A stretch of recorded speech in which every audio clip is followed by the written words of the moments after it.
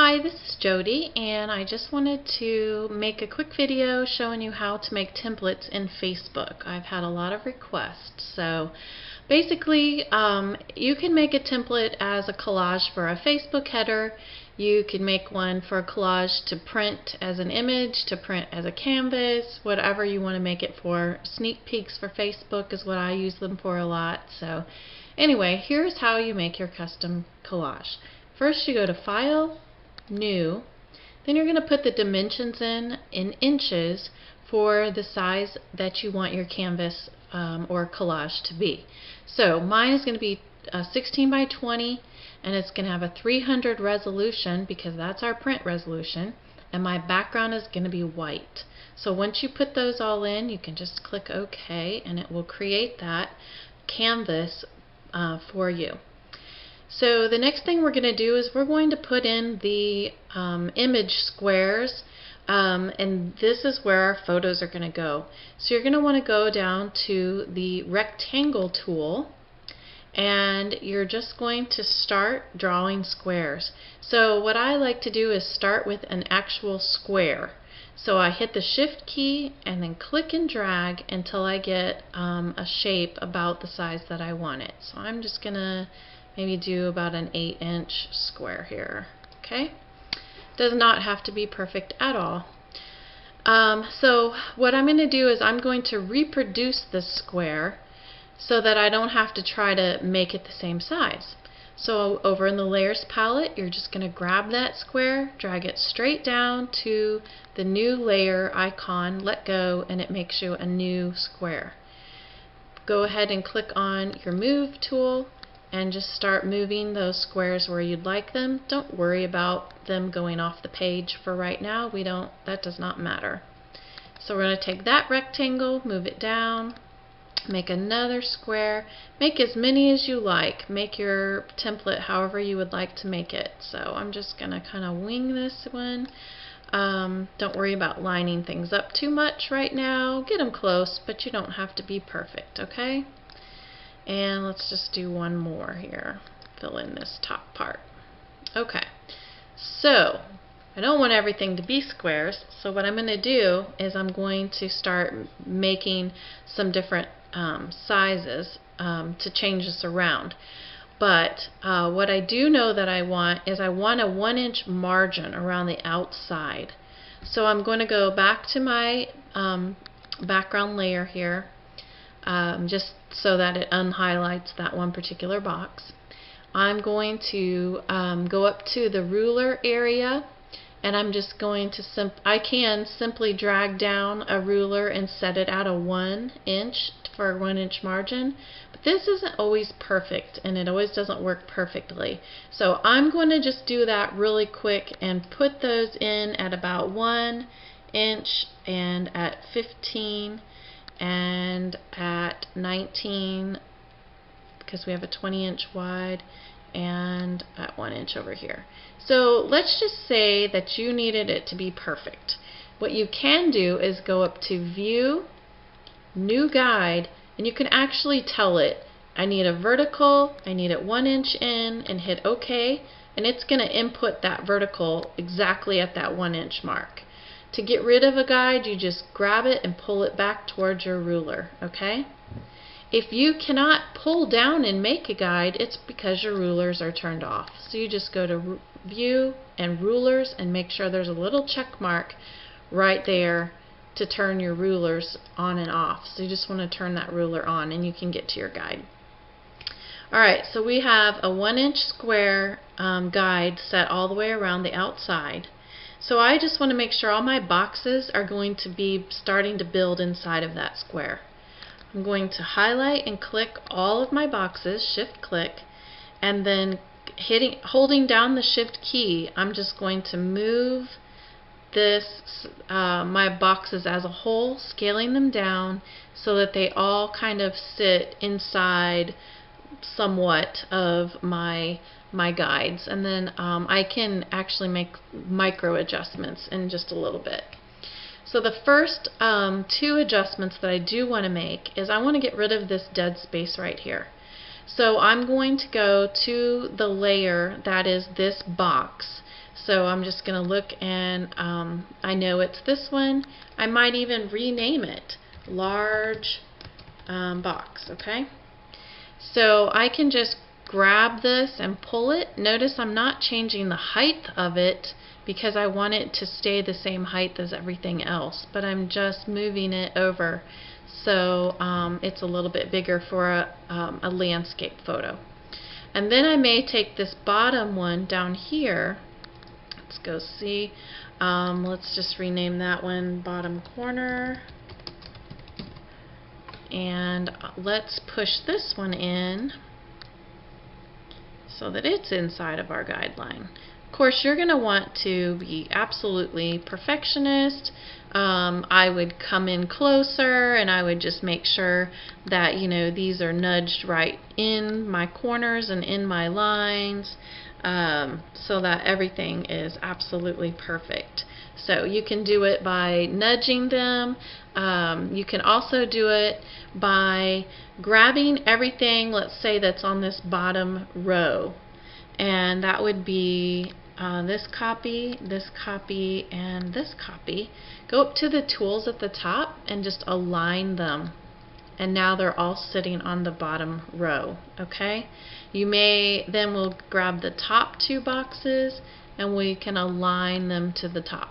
Oops, I had them all highlighted, so that just Control Z takes that away. Let's go do that again. Two top boxes, align them to the top so they're perfect.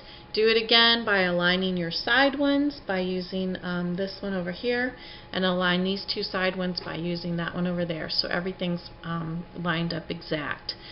So we still have a little bit of overhang over here, and if I wanted to keep those perfect squares, then I would highlight everything and just resize so that I can keep those in side of the margin there, to keep them in perfect squares. And then I would have to just shift everything up. So I would probably split the difference and let my margin just be off just a smidge.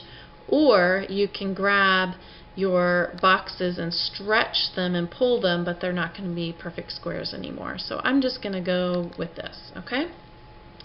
Alright, the next thing we want to do is enter our pictures. So to get our pictures to clip behind here, I'm going to show you how to do clipping masks. So let's just, I've already opened my pictures. You can open them now, File Open, grab the one you want, but for sake of time I've got mine open. So I'm just going to grab my image, my Move tool is active, and I'm just going to click and hold, move it to the untitled document, click and hold back, and notice how my cursor, that means that it's holding on to a picture under there. So when I let go, the picture is here. So I'm going to put this picture, I believe, just up here in this top corner. So I'm going to move the photo so it's above the box or the rectangle that I want that photo in, and I'm going to hit the Alt key on my keyboard and look at my mouse in the layers.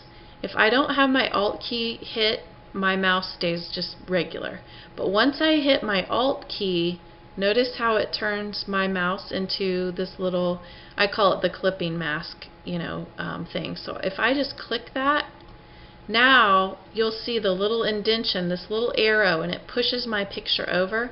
It's telling me that this image is now clipped inside of this little mask.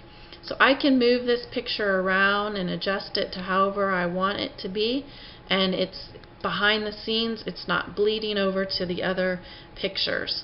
If I hold the Shift key down, I can resize my picture and get it just how I want it to put in my image. That looks, I think I really want to see those hearts, so we'll just go with this and commit. So I'm going to quickly show you what I just did again. So I'm going to go grab another photo. I'm going to make sure my Move tool is active, drag it, go up to the untitled document, it changes over, and drag it back down, and just put my document, or put my photo in my document.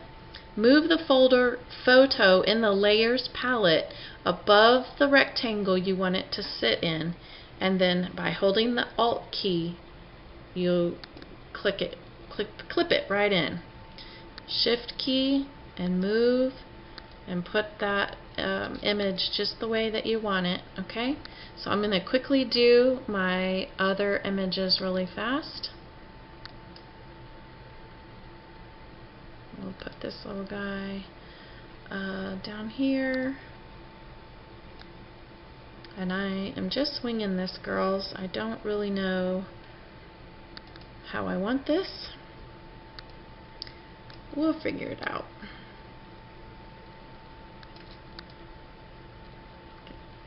There we go. That looks fine. And we will go see what the next image is. We have a light up here. And I feel like I need to swap those around. So here's a good example.